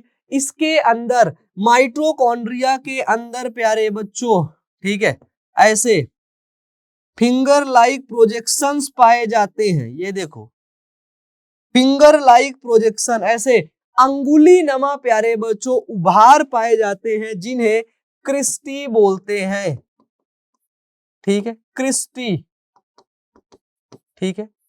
अंगुली नुमा संरचना, अंगुली नुमा प्यारे बच्चों उभार पाई जाती है, उभार जिसको बोलते हैं क्रिस्टी, ठीक है। अब देखो, अब इन क्रिस्टी के बीच में क्या होता है, इंटरक्रिस्टियल स्पेस। इस स्पेस को क्या नाम से जानते हैं, इस स्पेस को नाम से जानते हैं क्या, इंटरक्रिस्टियल स्पेस के नाम से जानते हैं। इसे इंटरक्रिस्टियल स्पेस के नीचे प्यारे बच्चों इसके अंदर मैट्रिक्स भरा होता है। क्या होता है, मैट्रिक्स भरा होता है, ठीक है। चलो भाई, ये माइटोकॉन्ड्रिया करता क्या है, एटीपी का फॉर्मेशन करता है, एनर्जी मिलती है, ठीक है। एडेनोसिन ट्राइफॉस्फेट का निर्माण करता है और एनर्जी देने का काम ये कर रहा होता है, ठीक है। चलो, यहां अगर इसका फंक्शन देखें तो ये देखने को मिलता है, ऊर्जा का निर्माण, एटीपी का फॉर्मेशन करता है, ठीक है। माइटोकॉन्ड्रिया में कोशिकीय श्वसन के समय, ठीक है, देखो माइटोकॉन्ड्रिया में क्या होता है, सेलुलर रेस्पिरेशन, सेलुलर रेस्पिरेशन यानी कि कोशिकीय श्वसन जब होता है, ठीक है, कोशिकीय श्वसन के दौरान एटीपी का निर्माण होता है, यानी कि प्यारे बच्चों एडिनोसिन ट्राइफॉस्फेट का निर्माण होता है, ठीक है। चलो भाई, और इसमें एटीपी क्या रहता है, संग्रहित रहता है। यहां पर क्या होता है, एटीपी स्टोर्ड रहता है, ठीक है। यहां पर क्यों, क्योंकि यहां पर सेलुलर रेस्पिरेशन होता है। सेलुलर रेस्पिरेशन के लिए O2 क्या रहेगी, रिक्वायर्ड रहेगी। भाई O2 की तो जरूरत पड़ेगी ना, बताओ, ऑक्सीजन की, O2 की तो जरूरत पड़ेगी। डन। इसके बाद हम क्या देखते हैं कि सूत्रकर्णिका को कोशिका का शक्तिगृह कहा जाता है। इसको क्या कहा जाता है, ठीक है, माइटोकॉन्ड्रिया को, है ना, सूत्रकर्णिका के नाम से भी जाना जाता है, ठीक है। इसको सूत्रकर्णिका के नाम से भी जाना जाता है। इसको क्या कहा जाता है, सेल का पावर हाउस। डन। कोशिका का पावर हाउस के नाम से भी जाना जाता है। ठीक हो गया भैया, ठीक हो गया। अब देखो, कोशिकीय श्वसन के लिए एंजाइम्स प्रदान करना, यहाँ पर कोशिकीय श्वसन के लिए एंजाइम्स पाए जाते हैं, ठीक है। चलो, बात आती है, बात अब पहुंच जाती है 1865 की। 1865 में प्यारे बच्चों हेकल नामक वैज्ञानिक, ठीक है, क्या खोज करते हैं, लवक यानी कि प्लास्टिड की खोज करते हैं। प्लास्टिड, पौधों में लवक पाया जाता है ना, लवक, प्लास्टिड, जिसके कारण पौधे क्या होते हैं, जिसके कारण से जो प्लांट्स होते हैं वो आपके कलरफुल होते हैं, है ना, उनके अंदर प्लास्टिड पाया जाता है। ये प्लास्टिड का अगर हम टाइप देखें तो ये 3 प्रकार का होता है। पहला क्लोरोप्लास्ट, हरित लवक। दूसरा प्यारे बच्चों देखो जो हरित लवक होता है यह कहां पाया जाता है, ठीक है, यह ग्रीन प्लांट्स में पाया जाता है।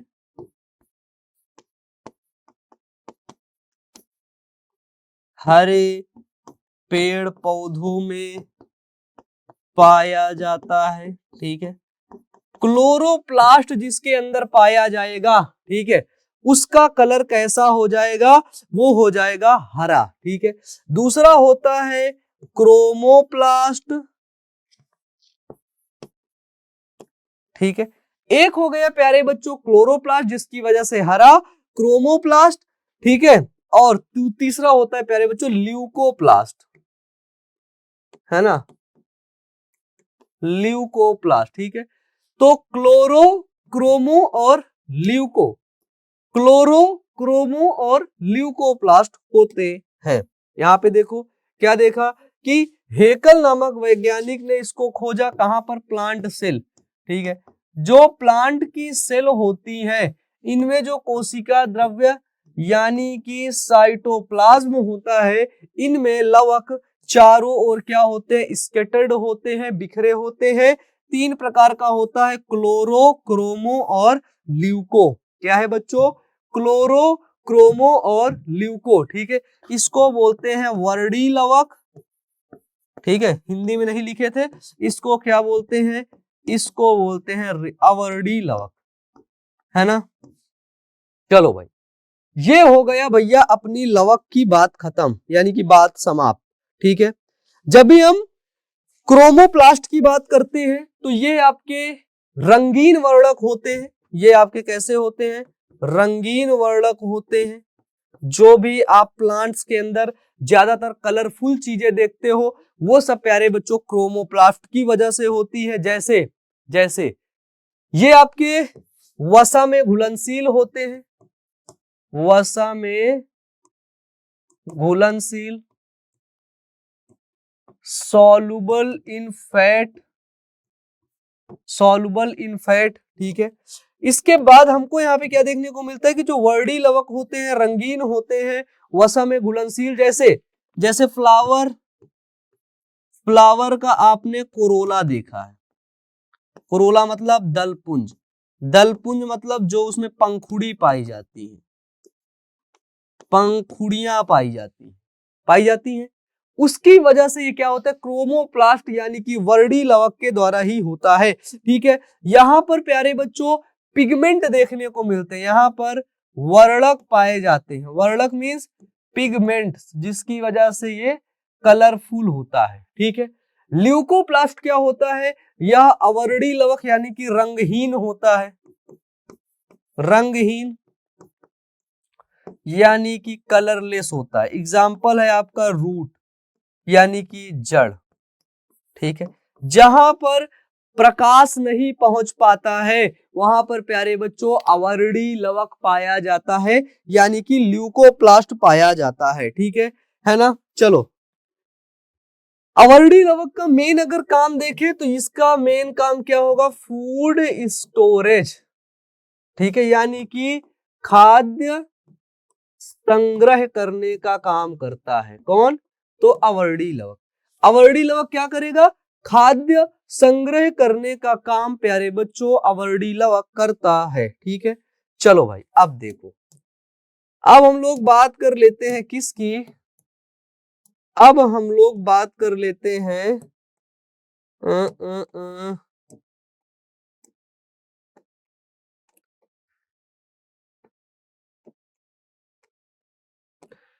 न्यूक्लियस यानी कि केंद्रक की, ठीक है। अब हम लोग प्यारे बच्चों बात करते हैं न्यूक्लियस की। देखो जो अवर्डी लवक होता है ना, ल्यूकोप्लास्ट, जिसको हम लोग क्या बोलते हैं, जिसको बोलते हैं अवर्डी लवक, ठीक है। अवर्डी लवक वहां पर पाया जाता है जहां पर सनलाइट एब्सेंट होती है ना, सनलाइट वहां पर नहीं पाई जाती है। ये आपका कलरलेस होता है ना।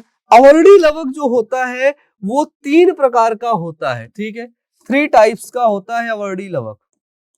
पहला, जो स्टार्च का संग्रह करता है, ठीक है, स्टार्च का जो स्टोरेज करेगा उसको बोलते हैं एमाइलोप्लास्ट, ठीक है। अगर वो स्टार्च का स्टोरेज कर रहा है, क्या है वो, है एमाइलोप्लास्ट, ठीक है। अगर वो फैट का स्टोरेज कर रहा है तो बोलते हैं क्या, इलायोप्लास्ट, ठीक है। अगर वो प्यारे बच्चों प्रोटीन का स्टोरेज कर रहा है, तो उसको बोलते हैं एल्यूरोप्लास्ट, ठीक है।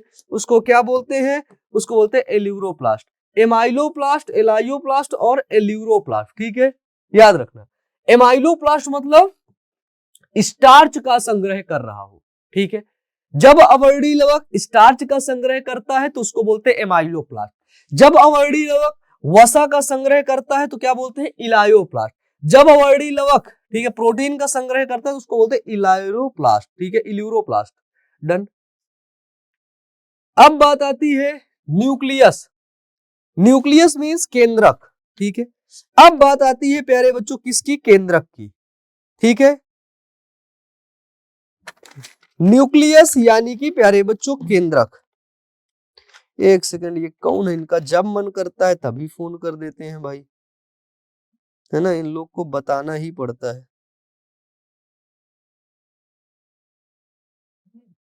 है ना। एक सेकंड, इनको हम बता दे।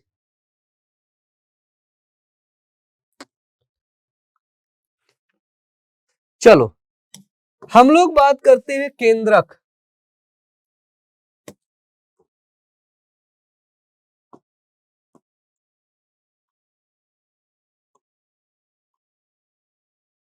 न्यूक्लियस, न्यूक्लियस की खोज करने वाले वैज्ञानिक का नाम मैंने आपको स्टार्टिंग में ही बता दिया था।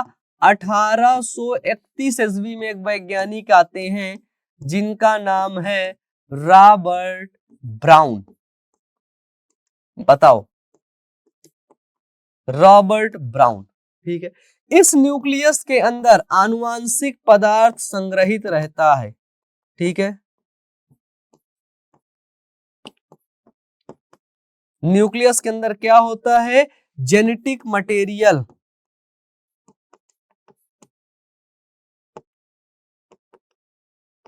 जेनेटिक मटेरियल स्टोर रहता है किसके अंदर, इस न्यूक्लियस के अंदर।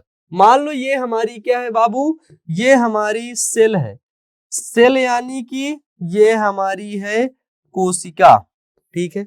चलो इस कोशिका के अंदर यहां पर क्या है, यहां पर इस कोशिका के अंदर है न्यूक्लियस, ये देखो केंद्रक। इसी केंद्रक के अंदर ही प्यारे बच्चों क्रोमोसोम होता है, क्रोमोसोम, ठीक है। इसके बाहर वाली झिल्ली को क्या बोलते हैं, इसके बाहर जो पाई जाती है झिल्ली उसको क्या बोलते हैं, उसको बोलते हैं न्यूक्लियर मेम्ब्रेन, ठीक है ना। इसके जो बाहर झिल्ली पाई जाती है उसको बोलते हैं न्यूक्लियर मेम्ब्रेन, ठीक है। चलो भाई, हाँ,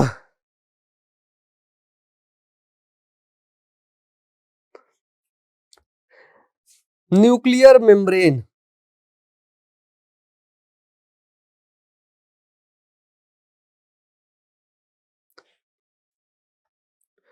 ये न्यूक्लियस होता कैसे है, एक सेकंड, ना।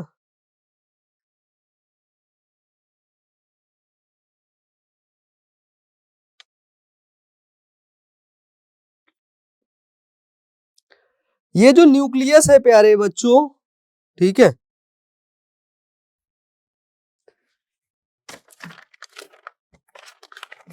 चलो,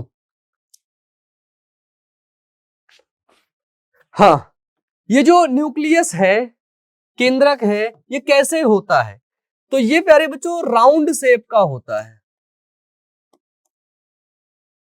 ठीक है। ये ज्यादातर प्यारे बच्चों गोलाकार होता है, ठीक है। न्यूक्लियस कैसा होता है बच्चे, ये आपका गोलाकार होता है, ठीक है, या फिर आपका अंडाकार भी हो सकता है, ठीक है। तो गोलाकार या अंडाकार दोनों प्रकार से आपका जो न्यूक्लियस है प्यारे बच्चों वो हो सकता है, ठीक है। कोशिका के मध्य भाग में पाया जाता है, जेनेटिक पदार्थ स्टोर रहता है, इसी के अंदर होता है क्या, डीएनए, ठीक है। डीएनए जिसको हम लोग डीऑक्सी राइबोज न्यूक्लिक एसिड के नाम से जानते हैं, ठीक है ना। जो जनरेशन टू जनरेशन ट्रांसफर होता है उसी को बोलते हैं डीएनए। कहां पर पाया जाता है, न्यूक्लियस के अंदर ही पाया जाता है, और ये क्रोमैटिन के रूप में प्यारे बच्चों दिखता है। किस रूप में, क्रोमैटिन के फॉर्म में ये देखने को मिलता है, ठीक है। बताओ यहां तक क्लियर हो गया, यहां तक क्लियर हो गया। अब देखो इस केंद्रक के अंदर प्यारे बच्चों, इस केंद्रक ने शादी करके रखी है, इस केंद्रक के अंदर पाई जाती है इसकी दोस्त केंद्रिका, दोस्त या फिर बीवी कह सकते हो, केंद्रिका, जिसको क्या बोलते हैं, न्यूक्लियोलस, ठीक है। तो इस केंद्रक के अंदर ही केंद्रिका पाई जाती है जो केंद्रक को कंट्रोल करने का काम करती है, ठीक है ना। सन 1781 में, ठीक है, फोंटाना नामक वैज्ञानिक ने क्या किया था, न्यूक्लियोलस की खोज की थी, ठीक है।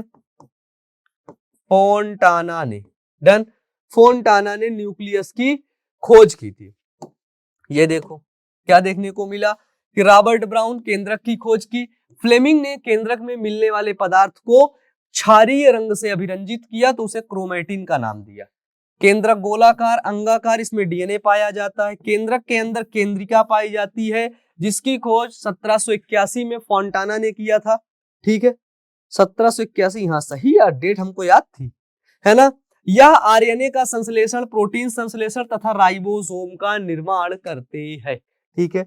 न्यूक्लियस क्या करता है, न्यूक्लियस ठीक है, आरएनए का संश्लेषण करेगा, ठीक है।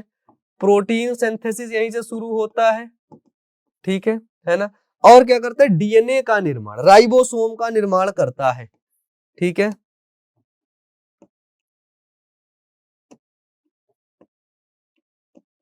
इसको कंट्रोल कौन करता है, वो करती है न्यूक्लियोलस,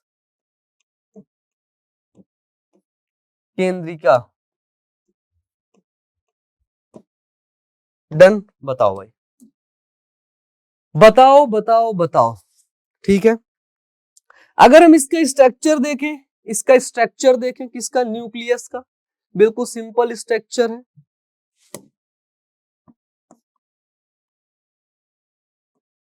स्ट्रक्चर ऑफ न्यूक्लियस, चार चीजें पाई जाती हैं, कौन सी, न्यूक्लियर मेम्ब्रेन सबसे बाहर की तरफ जो पाई जाएगी उसको बोलते हैं क्या, न्यूक्लियर मेम्ब्रेन, ठीक है। दूसरा न्यूक्लियोप्लाज्म, केंद्रक द्रव्य, केंद्रक झिल्ली, न्यूक्लियोलस यानी कि केंद्रिका, है ना। और चौथा प्यारे बच्चों क्रोमैटिन।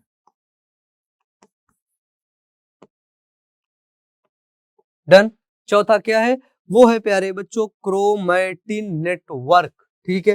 क्रोमैटिन नेटवर्क, क्रोमैटिन जालक के नाम से जानते हैं, ठीक है।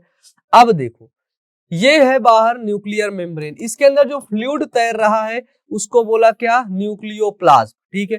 इसके अंदर ये पाई जा रही है क्या, न्यूक्लियोलस, ठीक है। इसके अंदर प्यारे बच्चों ये जालिका जैसी संरचना जो देखने को मिल रही है, ये इसको बोलते हैं क्या, क्रोमैटिन जालक यानी कि क्रोमैटिन नेटवर्क। तो चार चीजों से प्यारे बच्चों ये मिल करके बना होता है, इतनी चीजों से, टोटल चार चीजों से मिलकर के बना होता है, ठीक है।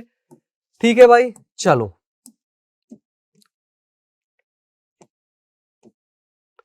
अब देख सकते हो आप सभी लोग, अब आप सभी लोग अच्छे से देख सकते हो केंद्रक का कार्य, है ना। केंद्रक का कार्य, इसका फंक्शन बोल रहा है यहां पे। जब भी हम फंक्शन की बात करते हैं तो हमारा दिमाग एकदम खुल जाना चाहिए फंक्शन में। क्यों? क्योंकि बहुत महत्वपूर्ण है भैया, बहुत महत्वपूर्ण होता है। ठीक है, फंक्शन क्या है कि कोशिका विभाजन में भाग लेना। ठीक है, न्यूक्लियस क्या करता है, न्यूक्लियस, ठीक है, सेल डिवीजन में पार्टिसिपेट करता है। कोशिका विभाजन जब होता है उसमें पार्टिसिपेट करता है। केंद्रक विहीन कोशिका कुछ समय बाद मर जाती है, यानी कि न्यूक्लियस लेस सेल क्या होती है, डेड हो जाती है। ठीक है, मर जाती है वो। अगला बात बोलता है कि केंद्रक का डीएनए माता पिता से उनकी संतानों में आनुवांशिक गुणों के रूप में जाता है। ठीक है, जो न्यूक्लियस का डीएनए होता है, न्यूक्लियस डीएनए क्या होता है, जेनेटिक मटेरियल होता है। ठीक है, जेनेटिक मटेरियल होता है। ठीक है, mother, from mother to father transfer the genetic material. DNA कहां पर जाता है, बच्चे में जाता है भाई। कहां पर जाएगा, तो वो जाएगा बच्चे के अंदर जाएगा। ठीक है, इसके बाद हम लोग क्या देखते हैं, इसके अंदर देखने को मिला कि केंद्रक क्या होता है, केंद्रक प्रोटीन संश्लेषण को नियंत्रित करता है। ठीक है ना। केंद्रक क्या करता है, कंट्रोल करता है प्रोटीन सिंथेसिस को। ठीक है, प्रोटीन सिंथेसिस को ये जो केंद्रक होता है ये प्यारे बच्चों कंट्रोल करने का काम करता है, प्रोटीन सिंथेसिस को ये कंट्रोल करता है। ठीक है, और केंद्रक के द्वारा जो कोशिका द्रव्य में जो घटनाएं होती उनको नियंत्रित किया जाता है। ठीक है, केंद्रक कोशिका द्रव्य यानी कि साइटोप्लाज्मिक क्रियाओं को क्या करती है, नियंत्रित करने का काम करती है। ठीक है, चलो भाई बात आती है केंद्रक है, केंद्रक के अंदर ही हमने देख लिया ये आपका पाया जाता है क्या, ये पाया जाता है बाबू गुणसूत्र। ठीक है, गुणसूत्र जिसको हमने क्या बोला, जिसको हमने बोला प्यारे बच्चों क्रोमोसोम। ये देखो, ये देखो, ये क्रोमोसोम है, इसी के अंदर डीएनए भरा हुआ है। ये क्या है बच्चे, ये क्रोमोसोम है और इसी क्रोमोसोम के अंदर डीएनए भरा हुआ है। ठीक है ना, है ना। चलो भाई अब हम लोग देखते हैं क्रोमोसोम। ठीक है, चलो क्रोमोसोम की जो खोज है,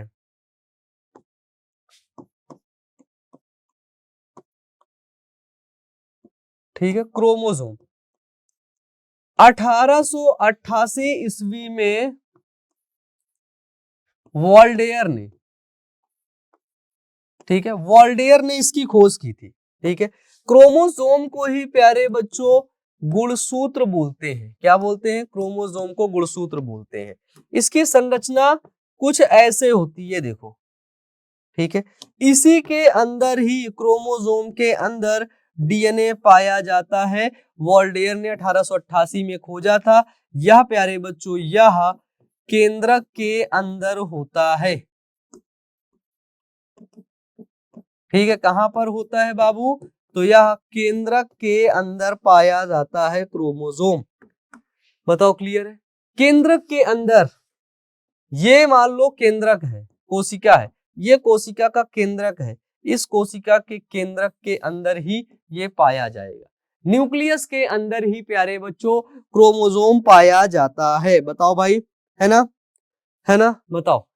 कोशिका विभाजन के समय जो एम फेज होता है, एस फेज होता है, उस विभाजन के समय ये दिखता है, बाकी समय ये क्रोमैटिन जालक के रूप में कोशिका के अंदर प्यारे बच्चों दिखाई देता है। ठीक है ना।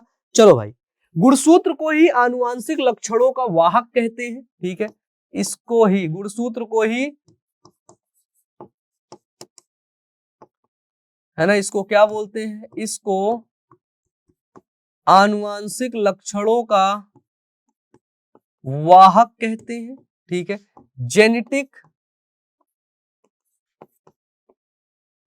जेनेटिक कैरेक्टर को ट्रांसफर करते हैं कौन, यही आपके क्रोमोसोम। ठीक है, यही आपके क्रोमोसोम प्यारे बच्चों, जेनेटिक कैरेक्टर को ट्रांसफर करने का काम करते हैं। ठीक है, गुणसूत्र किससे मिलकर के बना होता है? क्रोमोसोम अगर देखें, क्रोमोसोम किससे मिलकर के बना होता है? ठीक है, तो देखो क्रोमोसोम के अंदर पाया जाता है डीएनए।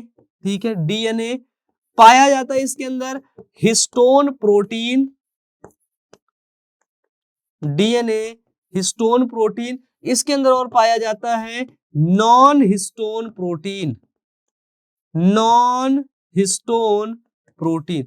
तो गुणसूत्र के अंदर डीएनए पाया जाता है, histone protein and non histone protein पाया जाता है। ठीक है भाई, ठीक है, बताओ। हाँ, अगर हम टाइप्स ऑफ क्रोमोसोम देखें,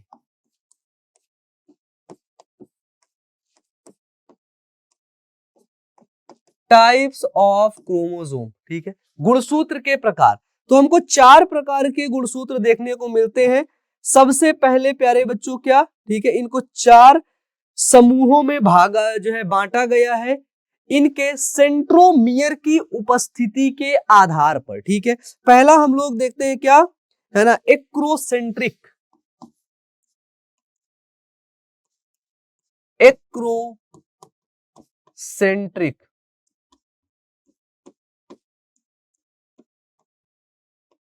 एक्रोसेंट्रिक।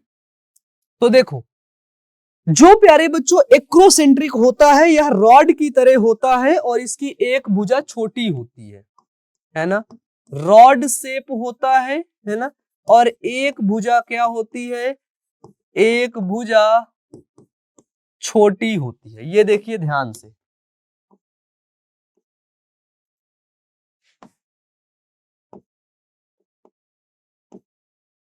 ये देखो, ये है क्रोमोसोम, एक भुजा छोटी है और कैसा होता है ये आपका रॉड शेप होता है। ध्यान से देखो, ये रॉड शेप है प्यारे बच्चों। ठीक है, दूसरा होता है प्यारे बच्चों क्या, सब मेटासेंट्रिक,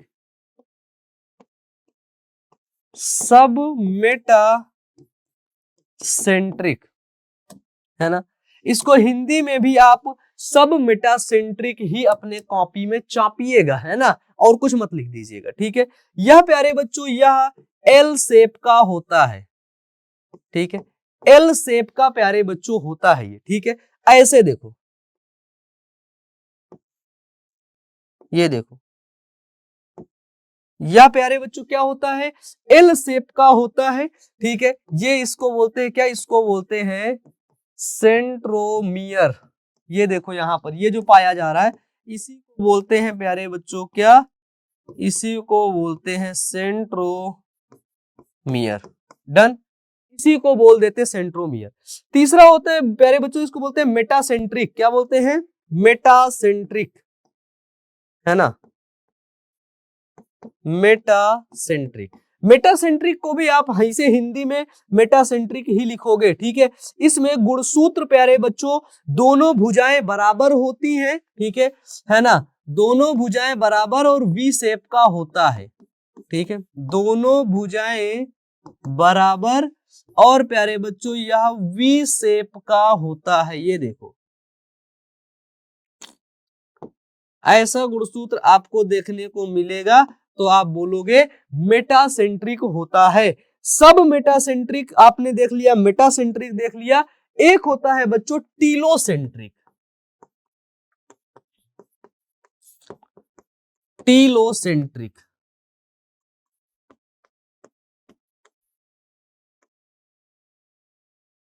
है ना, टीलोसेंट्रिक। भाई पानी पी लेते हैं देन इसके बाद आगे बढ़ते हैं। ठीक है, क्योंकि क्रोमोसोम गुणसूत्र बड़ा खतरनाक टॉपिक है। ठीक है, खतरनाक, एकदम खतरनाक टॉपिक है भाई। ठीक है, टीलोसेंट्रिक की बात करते हैं। ठीक है,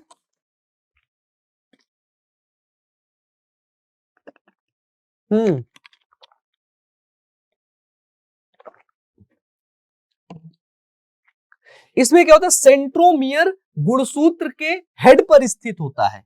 ठीक है, सेंट्रोमियर क्रोमोसोम के सिर पर स्थित होता है। ये देखो, ये है सेंट्रोमियर, ये क्या है, नीचे वाला होता है, इसको बोलते हैं टीलोमियर, है ना। ये देखो, यहां तक क्लियर हो गया भाई, यहां तक क्लियर हो गया। अब अगर हम लोग बात करें गुणसूत्र की संरचना को, 1875 में स्ट्रॉसबर्गर नामक वैज्ञानिक ने गुणसूत्र को खोजा और वास्तविक संरचना बना के दी। ठीक है, ये जो बीच वाली संरचना होती है इसको बोलते हैं क्या, सेंट्रोमियर। ये देखो, ठीक है, सेंट्रोमियर। सेंट्रोमियर प्यारे बच्चों किससे कनेक्टेड रहता है, ठीक है, सेंट्रोमियर, तो वो कनेक्टेड रहता है काइनेटोकोर से। ठीक है, यहाँ पे काइनेटोकोर होता है, ये इसको हम लोग बोलते हैं क्या, क्रोमैटिड्स। ठीक है, ये भी है क्या, क्रोमैटिड्स, ये पेयर में है ना। गुणसूत्र हमेशा जोड़े में होता है, आपको पता है ना, आपको पता है ना।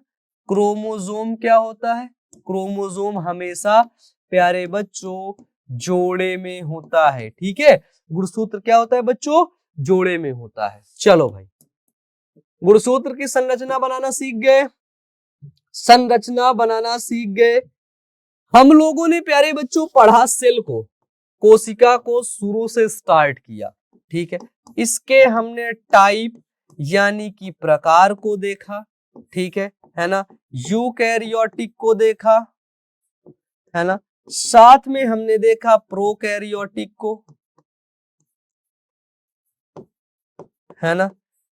फिर हमने क्या किया, फिर हमने प्यारे बच्चों इसको आगे बढ़ा, और जब हम आगे बढ़े तब प्यारे बच्चों हम लोग कोशिका अंग के बारे में देखें, है ना। लगभग सभी कोशिका अंग के बारे में हमने पढ़ लिया। ठीक है, वो चाहे एंडोप्लाज्मिक रेटिकुलम हो, है ना, वो चाहे आपका राइबोसोम हो, चाहे माइटोकॉन्ड्रिया हो, ठीक है, चाहे आपका लाइसोसोम हो, चाहे आपका गोल्गी बॉडी हो, है ना। इन सभी टॉपिक्स के बारे में हमने अच्छे से पढ़ा, चाहे वो आपका प्लास्टिड हो। ठीक है, फिर हमने डिटेल में पढ़ा किसको, न्यूक्लियस को। अब मुझे कमेंट बॉक्स में कमेंट करके बताओ न्यूक्लियस की खोज किस वैज्ञानिक ने किया था। ठीक है, उसके बाद हमने पढ़ा किसको, उसके बाद हमने पढ़ा बेटा क्रोमोसोम यानी कि गुणसूत्र को पढ़ा। ठीक है, इसी तरह हम पढ़ पढ़ के खत्म कर दिए हैं, क्योंकि पढ़ पढ़ के खत्म करना ही हमारा होता है काम, होमवर्क आपके लिए नहीं है, कुछ होमवर्क नहीं है प्यारे बच्चों। इसी के साथ ये चैप्टर होता है प्यारे बच्चों खत्म। तो कैसा लगा, मुझे उम्मीद है सभी लोग पढ़ करके मजा आया होगा भाई ये चैप्टर, क्योंकि चैप्टर बहुत ही ज्यादा शानदार है और हर जगह ये चैप्टर कनेक्टेड है। ठीक है, सभी चैप्टर से, क्योंकि कहीं भी बात आएगी कोशिका की बात जरूर होगी। मैं किससे मिलकर के बना हूं, कोशिका। आप किससे मिलकर के बने हो, कोशिका। आपका घर किससे मिलकर के बना है, ईंटों से, है ना, है ना, ऐसे ही है, सही बोल रहा हूं मैं। ठीक है, तो कोशिका हमेशा काम आने वाली है। कोशिका के अंदर केंद्रक आपको हमेशा देखने को मिलेगा, केंद्रक के अंदर डीएनए, ये सब चीजें हमेशा आपको देखने को मिलेंगी। तो प्यारे बच्चों, आज की क्लास को यही पर एंड करते हैं, मिलेंगे नेक्स्ट क्लास में। अच्छे से पढ़ते रहना, मेहनत करते रहना। Wish you all the best प्यारे बच्चों, थैंक यू।